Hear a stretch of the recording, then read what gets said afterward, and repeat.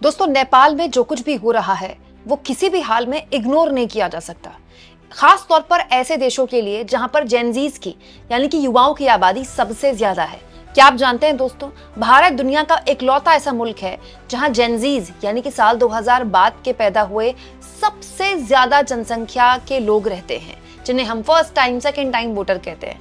लेकिन उस आबादी को केवल first time second time voter तक आंकना कितनी बड़ी भूल हो सकती है, ये नेपाल के हालात ने हमको बता दिया। लेकिन मैं हैरान हूं, और हैरानी के साथ साथ मुझे इस बात को लेकर दुख भी होता है कि इतने सीरियस माहौल में, इतने सीरियस मुद्दे को लेकर जो बीजेपी के डिप्टी सीएम हैं वो इतनी हल्की बात कैसे बोल सकते हैं। दोस्तों, बिहार में बीजेपी के डिप्टी सीएम ने नेपाल की क्रांति पर जिस तरह से भद्दा कमेंट किया है, घटिया मजाक किया है, ये अपने आप में बताता है कि बीजेपी के लोगों को कुछ भी नहीं पता कि खुद उनके अपने राज्य में क्या हो रहा है। एक तरफ बिहार के डिप्टी सीएम नेपाल की क्रांति का मजाक उड़ा रहे हैं, वहीं उनके राज्य में युवाओं के सर पर लाठियां भाजकर उनके सर फोड़े जा रहे हैं। ये बताता है कि आम हकीकत से, जमीन की सच्चाई से बीजेपी कितनी दूर हो चुकी है। दोस्तों, बिहार के डिप्टी सीएम हैं सम्राट चौधरी, इन्होंने नेपाल की क्रांति पर बड़ा अजीबोगरीब बयान दे दिया है। नेपाल में जेनजीज ने तख्ता पलट कर दिया, सरकार को बेदखल कर दिया और पूरे के पूरे सिस्टम को फूंक डाला। इस पर जो बिहार के डिप्टी सीएम है, जानते हैं उनका क्या कमेंट है? उनका ब्रह्म ज्ञान ये कहता है कि ये इसीलिए हो रहा है क्योंकि इसके लिए कांग्रेस पार्टी जिम्मेदार है। दोस्तों, सम्राट चौधरी ये कह रहे हैं कि अगर पूर्व में, इतिहास में कांग्रेस पार्टी ने नेपाल को अपने हिस्से में ले लिया होता, पाकिस्तान को अपने हिस्से में ले लिया होता, तो ये सारे मुल्क कितने खुश होते, जैसे भारत के लोग एकदम खुश हैं। मतलब कोई तुक है इस बात का। दोस्तों, पाकिस्तान तो हमारा ही था, वो तो सन 47 में बंटवारा हुआ। लेकिन दोस्तों, नेपाल अभी निकट इतिहास में ऐसा कभी कोई प्रमाण नहीं मिले कि नेपाल जो है वो भारत का हिस्सा रहा है। पूर्व में रहा होगा, ऑफ कोर्स नेपाल और भारत के जो संबंध है बहुत ही घनिष्ठ रहे हैं। हमारी माता सीता तो नेपाल से ही आती हैं। लेकिन नेपाल एक अलग राष्ट्र है और एक संप्रभु राष्ट्र है। वो अलग बात है कि वहां पर पॉलिटिकल सिस्टम बहुत ही भ्रष्ट रहा, और केपी शर्मा ओली को लेकर तो बहुत जबरदस्त नाराजगी जमीन पर पिछले लंबे वक्त से दिखाई दे रही थी। जब केपी शर्मा ओली अपने राजनीतिक जीवन में फंसते थे, वो भारत के खिलाफ एक मोर्चा खोल देते थे। इसके अलावा वहां पर भाई भतीजावाद एक बहुत बड़ी समस्या रही, करप्शन एक बहुत बड़ी समस्या रही। लोगों में एक बोरियत, एक थकावट आ गई, एक ही पार्टी, एक ही सरकार और एक ही पीएम को बार बार सत्ता में बैठे देख। वहां भी एक बड़ा मुद्दा बना था पीएम के 70 साल के बाद तक पीएम बने रहने का।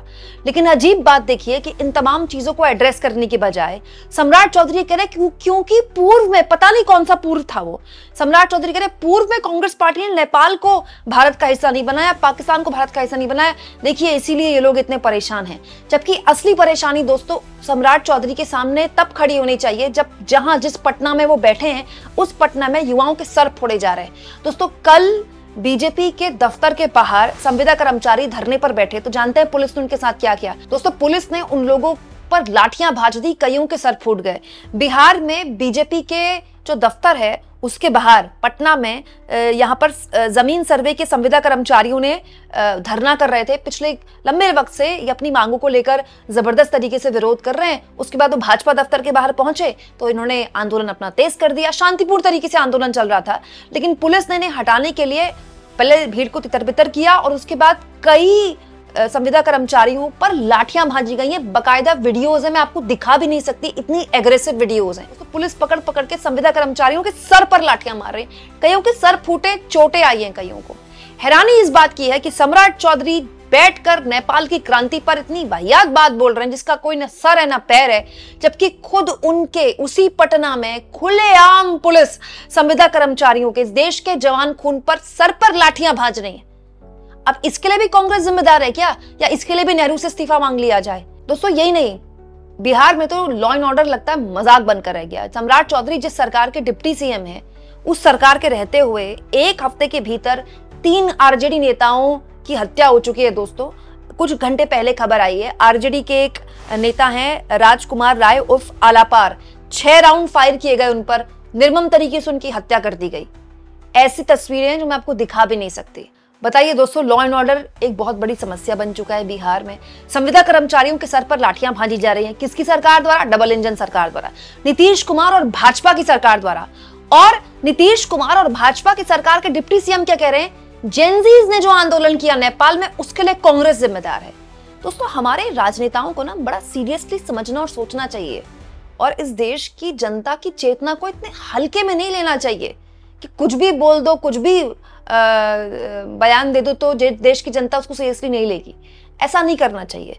मैं किसी भी हाल में नेपाल और भारत के हालात की मतलब तुलना नहीं कर रही हूँ, दोनों के हालात अलग हैं। दोस्तों, भारत कभी भी नेपाल नहीं बन सकता, ये बात भी सच है। नेपाल में जो हो रहा है वो केवल युवाओं की क्रांति या युवाओं का गुस्सा, उसको केवल युवाओं के गुस्से के तौर पर आप नहीं दे सकते।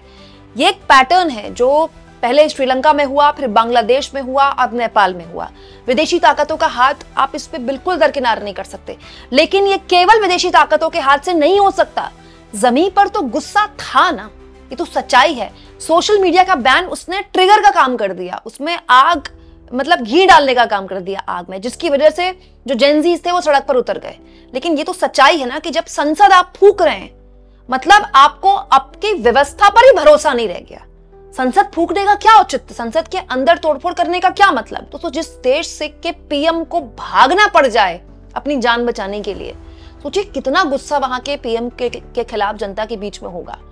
तो बड़ा सवाल ये है कि ये जो भारत के इर्द गिर्द देशों में हो रहा है, इसको बहुत चिंतन, बहुत मनन, बहुत सीरियसली भारत को देखना चाहिए। केवल सरकार नहीं, समाज के तौर पर ही हमको समझना चाहिए कि हमारी जो युवा आबादी है, जो इतनी बड़ी तादाद में है, उसकी क्या अपेक्षाएं हैं, उसकी क्या राजनीतिक चेतना है, वो अपने हुक्मरानों से क्या चाहता है। लेकिन हर चीज के लिए नेहरू को, गांधी को, ये जो नैरेटिव है, ये जो स्क्रिप्ट है, मुझे लगता है बीजेपी वालों को हर जगह ये नहीं चेपनी चाहिए। कम से कम उस राज्य में तो नहीं चेपनी चाहिए जिस राज्य में खुद आप अपने राज्य के युवाओं के सर फोड़ रहे हो। दोस्तों, अब इस पूरे मुद्दे पर राहुल गांधी ने भी बयान दिया है। राहुल गांधी ने कहा है, रोजगार मांगने पर मिलती है लाठी, अधिकार की जगह मिलता है अत्याचार। बिहार के युवा अब की बार इस गुंडा सरकार को उसकी असली जगह दिखाएंगे, उल्टी गिनती चालू हो चुकी है। दोस्तों, वहीं आरजेडी ने भी इस वीडियो को शेयर किया और कहा, कभी शिक्षक अभ्यर्थियों पर तो कभी संविदा कर्मचारियों पर लाठीचार्ज ही एकमात्र चीज है। भाजपा नीतीश सरकार में जो बदस्तूर जारी रहती है, जो स्थायी है, जो बिहार में प्रदर्शनकारियों के साथ रहेगा। इस सरकार के अहंकार और अत्याचार को खत्म करके ही मानेंगे युवा, अभ्यर्थी और छात्र। आप इस मुद्दे पर क्या सोचते हैं दोस्तों? कमेंट बॉक्स में जरूर लिखें और जितना हो सके चैनल को शेयर करें, सब्सक्राइब करें और थैंक्स और ज्वाइन, इन दो ऑप्शंस के जरिए अगर आप चाहें तो आर्थिक तौर पर भी चैनल की हाथ मजबूत कर सकते हैं।